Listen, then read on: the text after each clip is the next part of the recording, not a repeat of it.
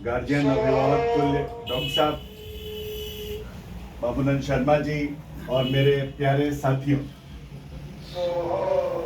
संपूर्ण क्रांति, जैसा कि डॉक्टर साहब ने बोला, कई मुद्दों को लेकर संपूर्ण होती है।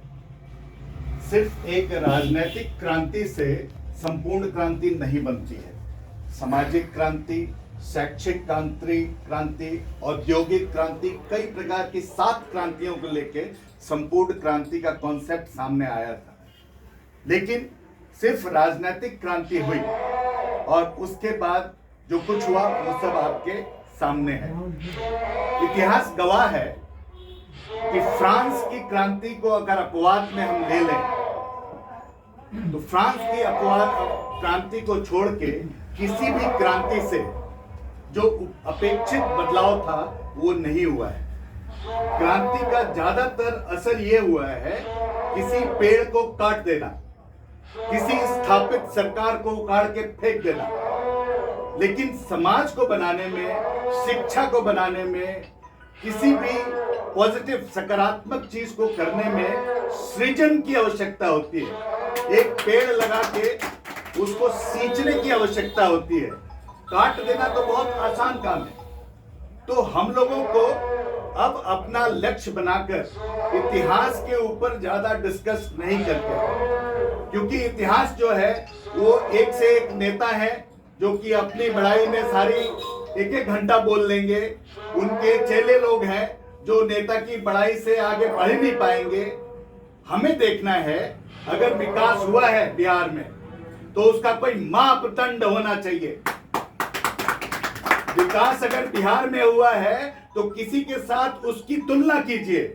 उसकी तुलना उड़ीसा के कालाहांडी से कीजिए। आज उड़ीसा का कालाहांडी जो सबसे गया गुजरा प्रदेश था, जो सबसे गया गुजरा था, उसकी अवस्था देख लीजिए और आप अपने पटना की अवस्था देख लीजिए। बहुत पीछे हम लोग बहुत पीछे हैं। लेकिन एक मानसिक संतुष्टि, मानसिक शांति हम लोग लेते हैं अपने आप को ऊंचा समझ के कि हम जहां थे कुएं के मेढक के रूप में हम थोड़ा और आगे बढ़ गए हैं। उड़ीसा सबसे पिछड़ा हुआ प्रदेश हुआ करता था।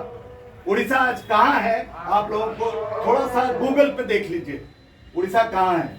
तो हम लोगों को अपने सेटिस्फेक्शन लेवल को, अपने आप को बदलना पड़ेगा।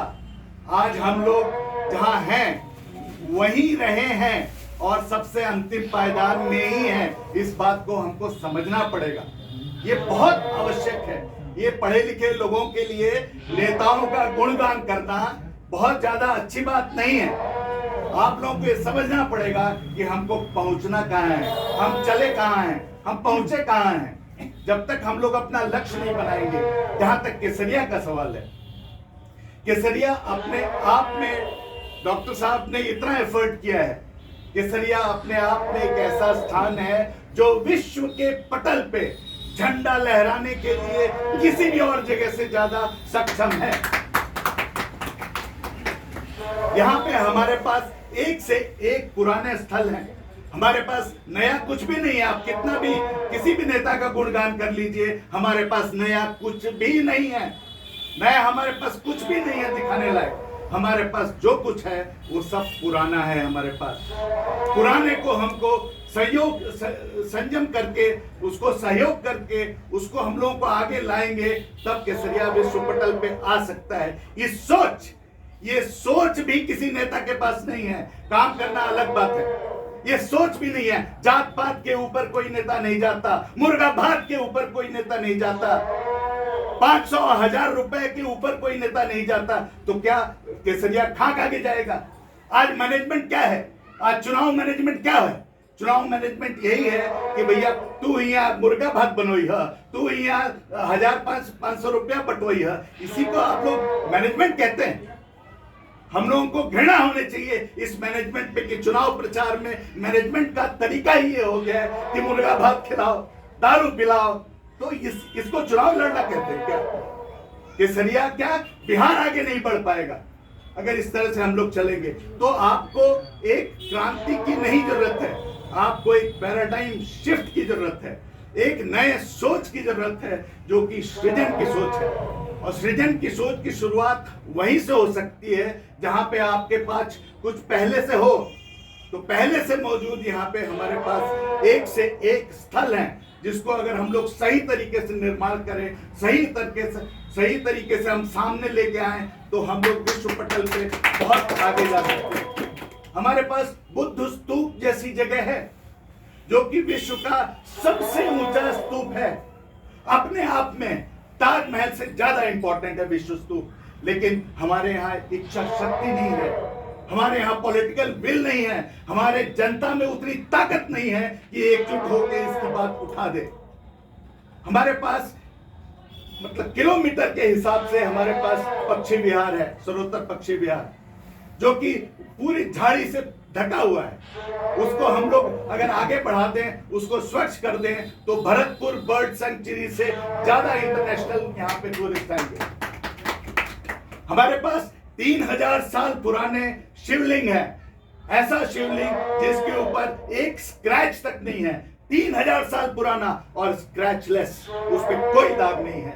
इस शिवलिंग को हम लोग सामने लाएं तो हम लोग बहुत आगे बढ़ सकते हैं। हमारे पास रामायण मंदिर बन रहा है सौभाग्य से, ये सब मिला के हुसैनी का मजार है हमारे पास, जो कि अपने आप में एक बहुत बड़ी चीज है जिसको हम लोग नहीं सामने ला पा रहे हैं। हम लोग बटे हुए हैं, हम लोग बटे हुए हैं कि नहीं बटे हुए मुझे पता नहीं है, लेकिन हमको राजनेताओं ने बांट रखा है। इस बात को आप लोग समझ जाइए।